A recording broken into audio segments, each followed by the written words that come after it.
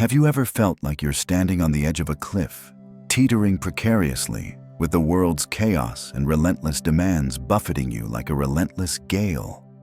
Have you ever had one of those days where a single wrong word from a colleague, a fleeting glance from a stranger, or a minor hiccup in your plans sends a tidal wave of anger, frustration, or anxiety crashing down on you? It's that moment when your heart pounds in your chest, your vision blurs with a fiery rage, and you feel a profound sense of powerlessness, as if you're merely a puppet on a string, being jerked around by every external event, every person, every fleeting circumstance. What if I told you that this feeling of being utterly at the mercy of the outside world is a beautiful, seductive, yet ultimately devastating lie? And what if the very thing you've been desperately seeking, that profound sense of calm, clarity, and unshakable inner strength, has been a part of you all along, just waiting to be unlocked? Welcome, my friends, to a journey not into some far-off land, but into the very heart of your own mind. Today, we're going to embark on an enriching episode of The Inner Journey, a deep, philosophical exploration that promises to unlock a hidden reservoir of strength within you, a resilience you never knew you possessed. You see, at this very moment, regardless of the daunting circumstances you might be facing, you hold the intrinsic power to transform what appears to be your greatest challenge into the most significant victory of your life. But how, you might wonder, can such a profound transformation truly occur? Well, prepare to delve deep with me as we journey into the very heart of Stoicism, an ancient yet remarkably relevant philosophy that has, for millennia, empowered countless individuals to not only endure adversity, but to truly flourish amidst the chaos of existence. Take a quiet moment to reflect deeply on your own experiences. When was the last time you encountered a situation that tested the very limits of your patience, or perhaps shook the foundations of your serenity? Did you find yourself merely reacting with a gut-level, impulsive, almost primal reflex? Or were you able to consciously choose a response that truly reflected your deepest values, your unwavering integrity, and the person you genuinely aspire to be? This isn't just a philosophical question. It is the very core of a truly good, well-lived life. The distinction between a reaction and a response is subtle, but it is also the single most powerful shift you can make. And it is the very secret that the Stoics whispered to each other, a secret that has been passed down through the ages, now finally revealed to you. What if the biggest fight you're facing isn't with the world, but with your own mind? And what if winning that battle is far easier than you've ever imagined? Stay with me, because the first step to unlocking your inner calm will change everything. Section 1. The Power of Choice. Let's begin with a simple, yet profoundly revolutionary idea. Our lives are not merely a series of events that happen to us. They are, in fact, a tapestry woven from the countless choices we make in response to those events. We often mistakenly believe that we are helpless, a victim of circumstance, when in reality, we hold an incredible, intrinsic power that no one can ever take from us. The power to choose our response. The Stoics, with their profound wisdom, understood this better than anyone else. They taught that while we can't control what happens to us, we have absolute, unwavering control over how we choose to think about it, what we choose to feel about it, and what we choose to do about it.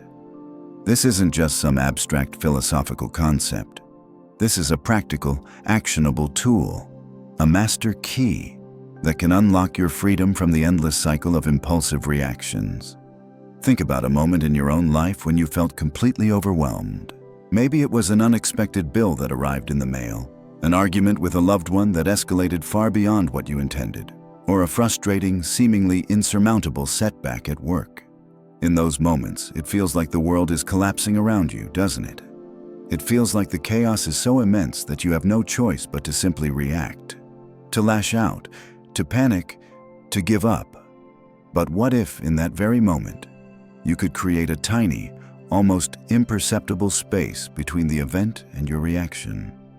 That small, quiet gap is where your true power resides.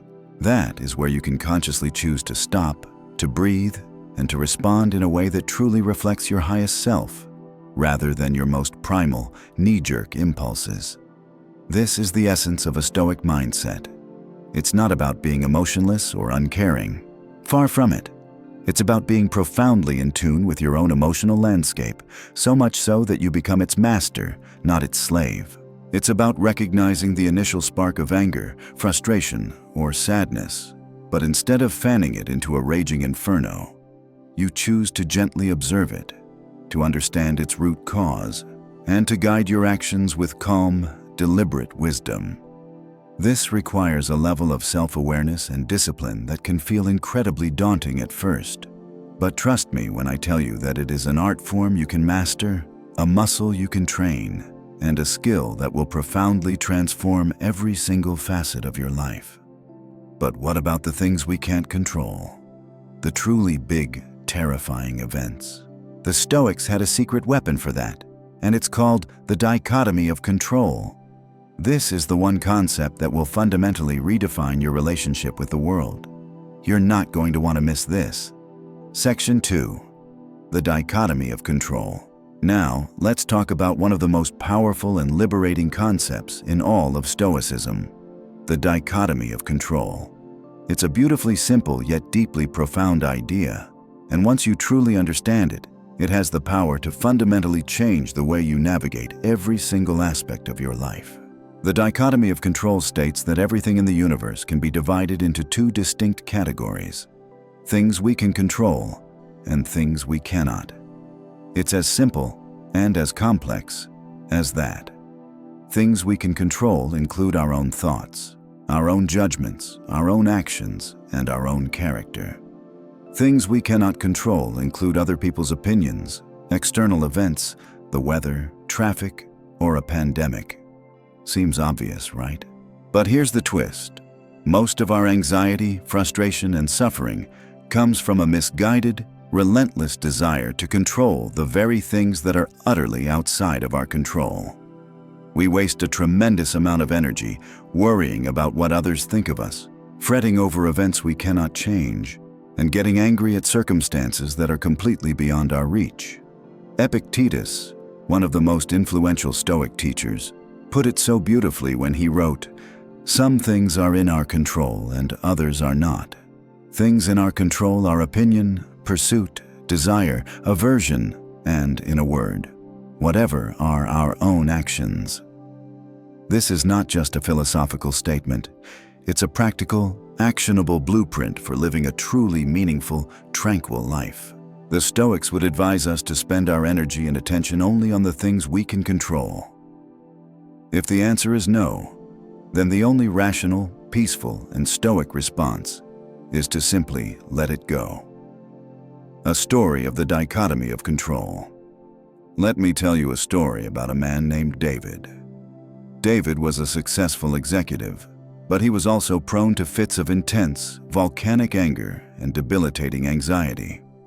One morning, he had a crucial job interview for his dream role. He meticulously planned his route, leaving an hour early to account for any unexpected traffic. But as fate would have it, a massive pileup on the highway brought his car to a complete, dead halt. Panic set in. He pounded the steering wheel, his mind racing with furious thoughts about the careless drivers, the incompetent city planners, and the unfairness of it all. He was now going to be late, and he was absolutely certain he would lose the job. By the time he finally arrived, flustered, sweaty, and radiating palpable stress, he completely bombed the interview. A few months later, after discovering Stoicism, David faced a similar situation. This time, he was on his way to an important client meeting, and again, an unexpected event. This time, a subway delay threatened to make him late. But instead of panicking, he paused. The answer was, of course, no. He couldn't magically make the train move faster. He couldn't change the circumstances of the delay. So, he chose a different path. He pulled out his phone, calmly messaged his client to inform them of the delay and apologize, and then used the time to read his notes for the meeting. He arrived a bit late, but he was calm, collected, and completely prepared. The client was impressed by his composure and professionalism, and the meeting went wonderfully. The event was the same, but his response was completely different. But how do we actually do this? How do we go from angry impulse to calm response? The next section will give you the 3 practical steps you can take right now to start retraining your mind. This is where we get actionable. Section 3. The art of responding, not reacting. So, we've talked about the power of choice and the liberating freedom that comes from embracing the dichotomy of control. But how do we actually put this into practice? How do we transition from being a prisoner of our reactions to a master of our responses? The Stoics gave us a powerful 3-step framework that can be applied in any situation, no matter how stressful or chaotic. Step 1. The pause, momentary delay.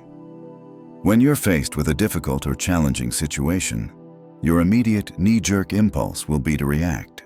That's your primal brain, your fight-or-flight response, taking over. The first and most crucial step is to simply pause.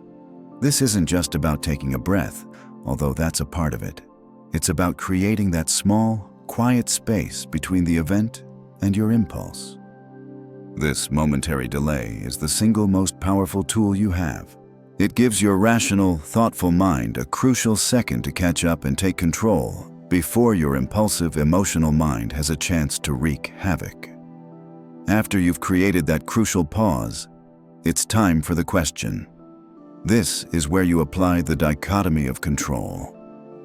The answer will almost always be no, but simply asking the question forces you to confront that reality head-on. If the answer is yes, then you can move to the next step, a purposeful response. If the answer is no, then the only stoic, rational, and peaceful thing to do is to change your own perspective and let it go. Step 3. The conscious response. This is where you move from theory to action. If the situation is within your control, this is where you choose your conscious response. Your response should always be guided by your deepest values, your virtues. For the Stoics, these included things like wisdom, justice, courage, and temperance. So, if your boss gives you a piece of feedback that you don't agree with, a reactionary response might be to get defensive and lash out. A conscious, stoic response would be to pause, ask the question, "Can I control my boss's opinion?" and then choose to respond with wisdom. This might look like calmly listening to the feedback, asking clarifying questions, and choosing to act with integrity by focusing on what you can do better in the future. But what if you've already made a mistake? What if you've already reacted in a way you regret? The good news is, Stoicism isn't about being perfect. It's about a practice, a continuous journey of self-improvement. And in the next section, we'll talk about how to forgive yourself and get back on the path. 4. Embracing a stoic mindset. Living a truly good life isn't about avoiding mistakes. It's about learning from them. We are, after all, fundamentally human. We are going to mess up. We are going to react impulsively sometimes. But here's the beautiful, liberating truth of Stoicism. It's not about being a perfect, unfeeling automaton. It's about the consistent, daily practice of striving to be better. It's about recognizing when you've fallen short, learning from that moment with humility, and then, with unwavering courage, getting back on the path. The Stoics knew that true progress is not a straight line. It's a zigzag, a continuous cycle of falling and getting back up. The real test of your character isn't whether you're perfect in every moment. The real test is what you do after you've stumbled. Do you wallow in guilt and self-pity? Or do you take a deep breath, forgive yourself, and consciously choose to move forward with renewed intention? The Stoic choice is always the latter. It's about being profoundly in tune with the idea that our character is not defined by our mistakes, but by how we choose to respond to them. Think of it like a personal gym. Every time you consciously choose to respond instead of react, you're doing a single rep. Every time you practice the pause, you're strengthening that muscle. And every time you stumble and get back up, you're proving to yourself that you are capable of unwavering resilience and continuous growth. This is the profound, beautiful lesson of Stoicism. It's not a finish line to be crossed, but a path to be walked, a journey of continuous, daily self-improvement. And what about the people in your life who push all your buttons? The ones you can't just let go of? The next section is for you. We're going to talk about the Stoic approach to navigating difficult relationships and why they might actually be a gift in disguise. 5. Navigating life with Stoic wisdom. As we journey towards our conclusion, I want to leave you with a final, powerful thought. The Stoics believed that our goal in life should not be to simply avoid suffering, but to live a life of virtue, to become the best version of ourselves we can possibly be. They taught that the path to a truly good life is one of continuous, unwavering growth. They believed that our own personal growth and continuous evolution not only draw us ever closer to becoming our ideal selves, but that their positive ripple effects also resonate outward, gently yet powerfully, influencing the quality of our relationships, enriching the fabric of our communities, and ultimately contributing to the broader, interconnected tapestry of our shared human existence. This journey we've taken together is just the beginning. The seeds of change have been planted within you. Now it's your sacred duty to water them, to nurture them, and to watch them grow. Remember, every single moment, every breath you take, is a profound choice. It is a precious chance, an invitation to consciously embody the deep calm, the unwavering resilience, and the profound wisdom that defines Stoicism. In the intricate and beautiful tapestry of your life, your responses are not merely fleeting reactions. They are the very threads of your character, meticulously woven with intention, purpose, and profound meaning. But wait, there's more. The profound, final secret of Stoicism is not just about you. It's about others. And it's the one thing that will truly set you free. Stick with me for one more minute, because this is the lesson that will change how you see everyone around you. The final lesson, the serenity of acceptance. Here's the final, crucial lesson I want to share with you. For all their talk of control and discipline, the Stoics' ultimate goal was not to control everything around them. It was to achieve a state of unwavering serenity, a deep inner peace. They knew that true peace doesn't come from a world without problems. It comes from a mind that can accept problems without letting them disturb its core. It's the profound, radical acceptance of what is. It's the deep understanding that the world is chaotic, that people are imperfect, and that things will not always go your way. And that's okay, because true freedom doesn't come from forcing the world to bend to your will. It comes from gracefully bending your will to the truth of the world. Now, as our paths briefly diverge, I extend to you a heartfelt invitation.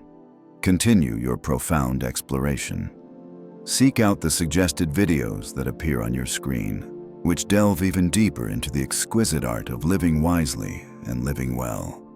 Thank you, dear listener, for joining us on this inner journey. Thank you for wholeheartedly embracing this powerful path of mindful response over impulsive reaction. May your journey forward be abundantly enriched with illuminating clarity, profound virtue, and an enduring sense of inner peace. I'll see you in the next one.